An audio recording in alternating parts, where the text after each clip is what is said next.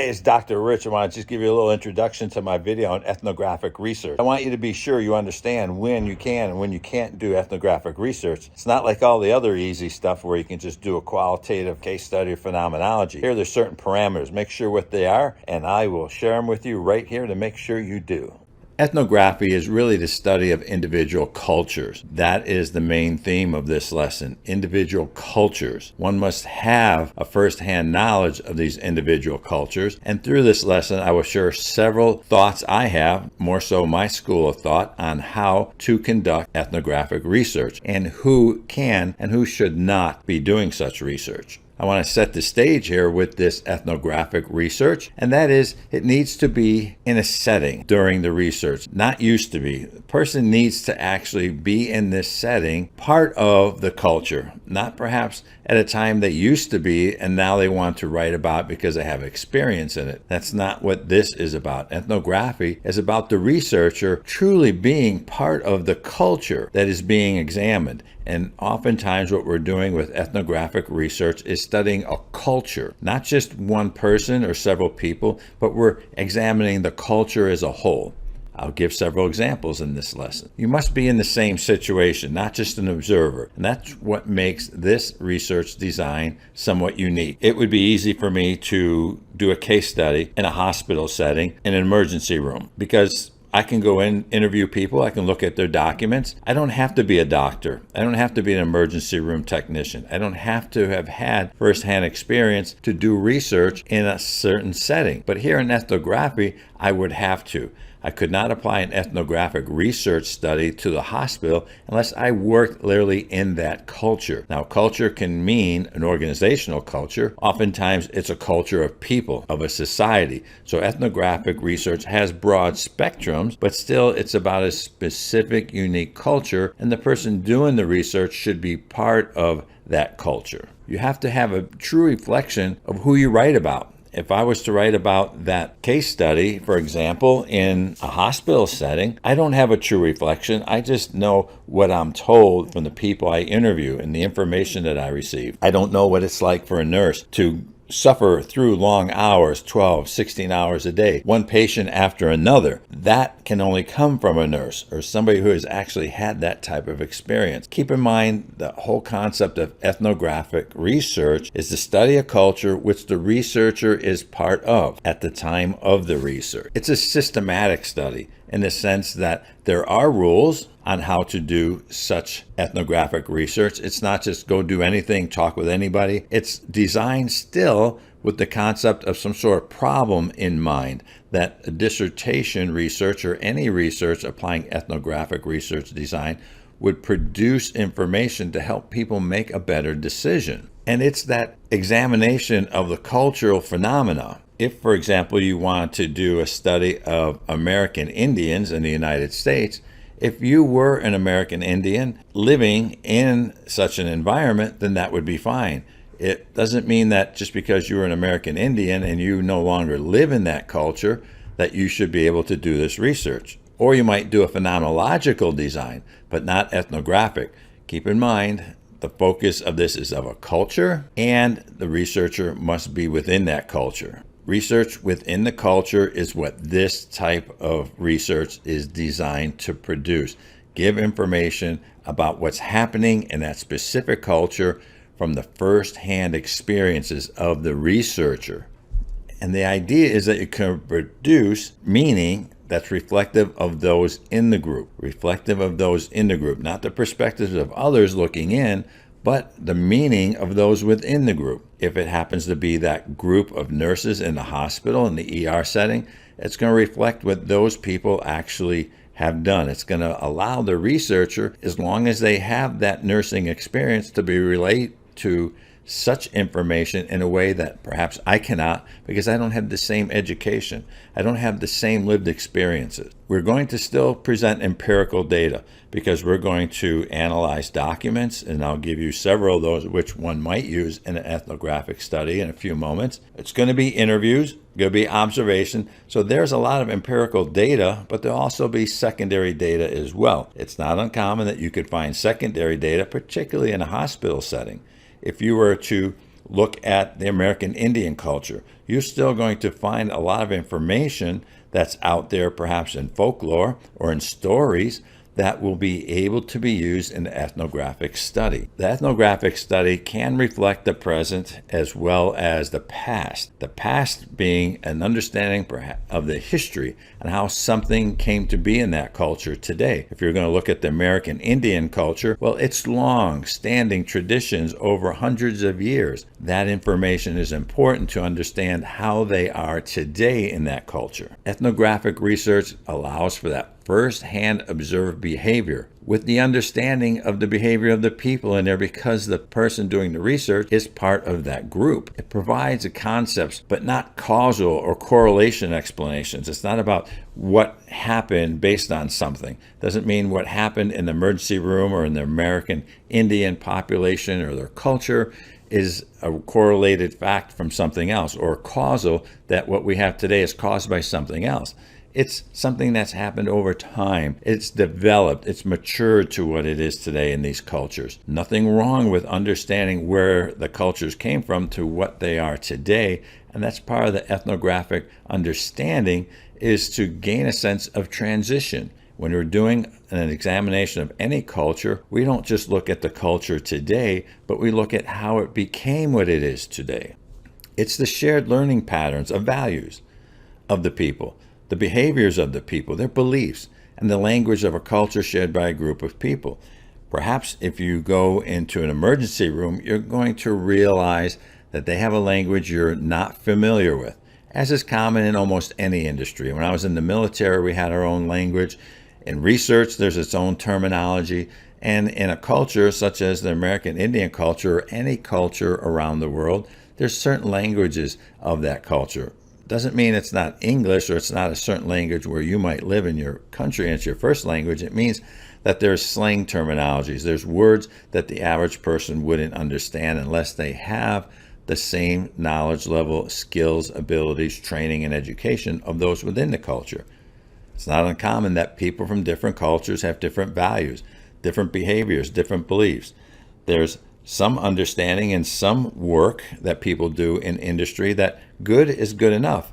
But in a hospital setting where human lives are at stake, good may never be enough, because they have to have behaviors and beliefs that they need to find exactly what's wrong. They need to make sure that they save lives, not just take care of lives and move them to another situation within the hospital.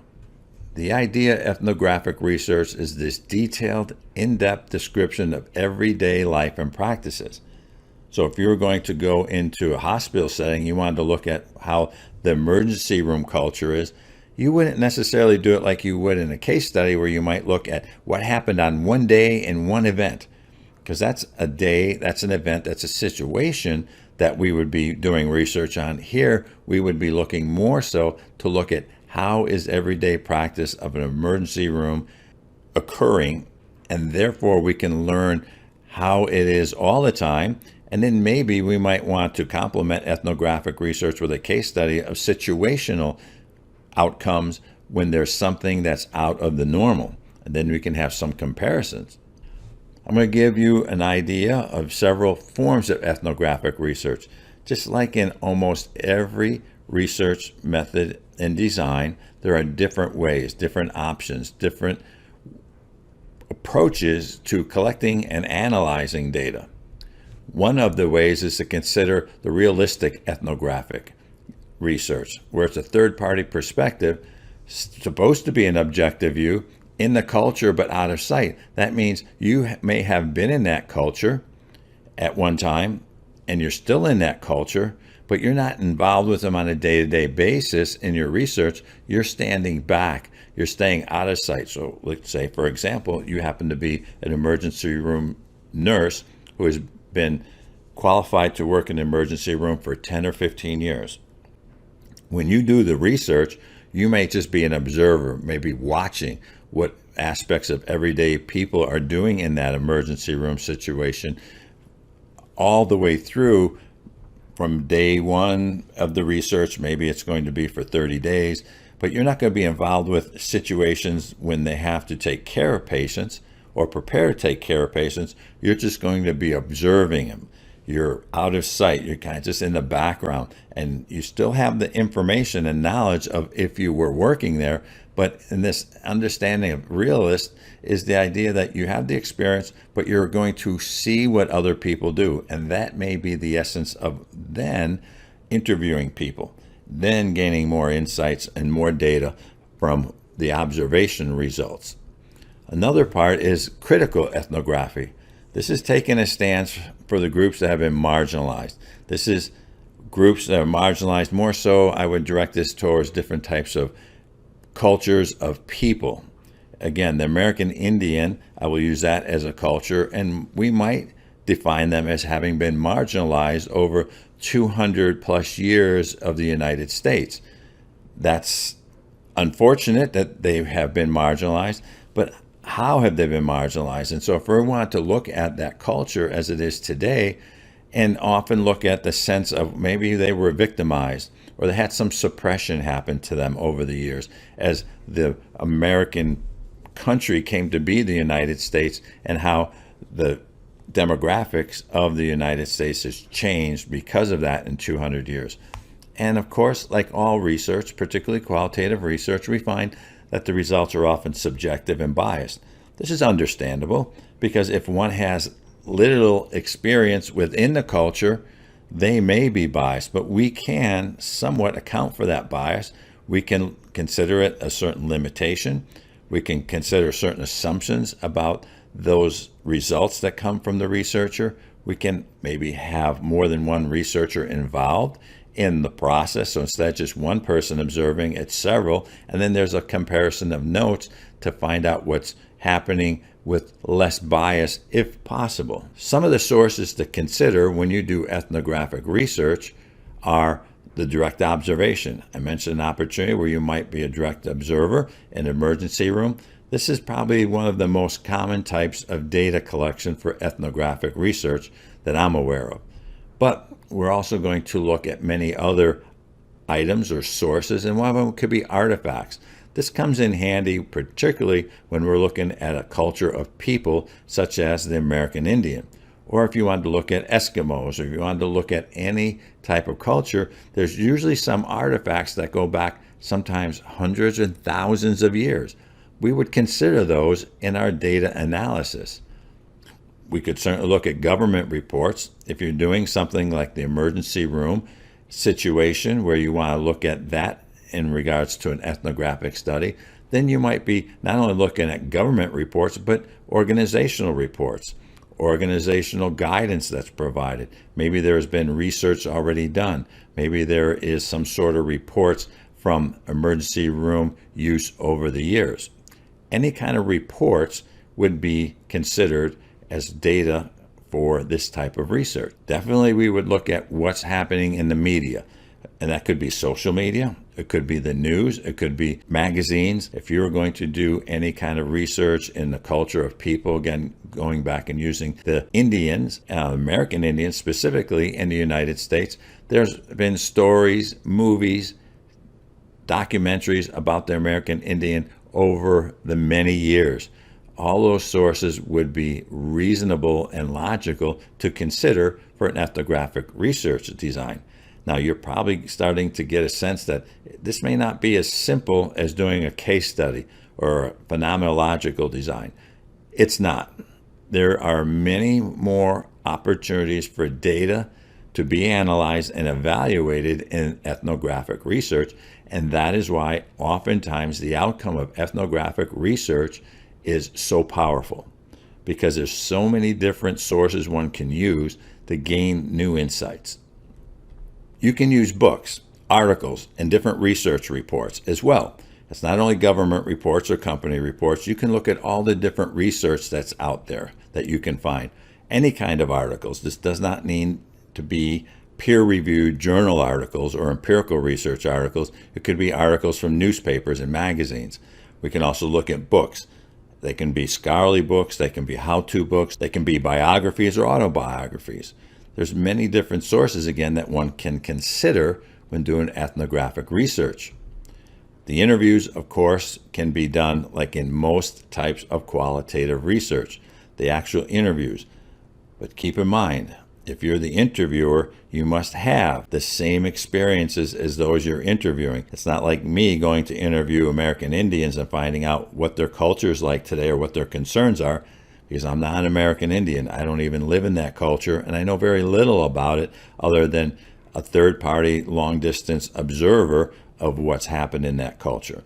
So the interviewer must be one of the same qualifications as those being interviewed. Folklore. I mentioned folklore because in many cultures there's different folklore. Folklore could be real and it could be stories of over the years. I know that in the Hawaiian culture they have a concept of talking story, and that talking story is a way of sharing traditions that have been passed down over the years as that culture has evolved. As I looked into dissertations in ProQuest about ethnographic research, I wanted to find out what areas they were in. And so you can see here that of the 87,000 plus dissertations in ProQuest, that some of them were related to nursing and nurses, educators, business people, students, patients in hospitals, and this is different types of patients, and prisoners and pregnant women. Now, there are many others as well, but these are the common ones that I found, so you can get a sense for where ethnographic research might be applicable for you if you're considering this.